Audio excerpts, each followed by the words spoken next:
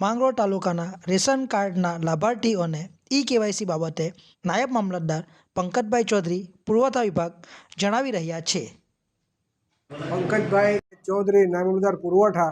આથી માંગરોળ તાલુકાના તમામ રેશન કાર્ડ ધરાવતા લાભાર્થીઓને જણાવવામાં આવે છે કે તમારા રેશન કાર્ડમાં ચાલતા નામોના તમામ સભ્યોના ઈ-કેવાયસી અથવા ફેસ કેવાયસી કરાવવું ફરજિયાત કરવામાં આવેલ છે, જેથી ઈ-કેવાયસી અથવા ફેસ કેવાયસી કરાવવાની કામગીરી જે તે લાભાર્થીઓની બાકી હોય તેવી તમામ વ્યક્તિઓએ નજીકની ગ્રામ પંચાયત કચેરીમાં અથવા મામલતદાર કચેરી પુરવઠા વિભાગમાં રૂબરૂ આધાર કાર્ડ તથા રેશન કાર્ડ સહિત નકલ સાથે આવીને ઈ-કેવાયસી કરાવવાનું જણાવવામાં આવે છે।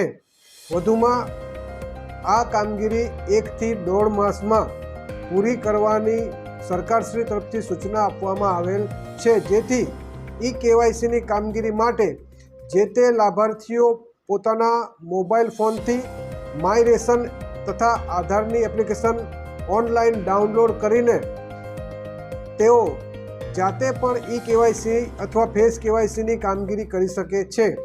આ બાબતે વધુ માહિતી માટે મામલતદાર કચેરી પુરવઠા વિભાગનો સંપર્ક કરવા વિનંતી છે। Thank you.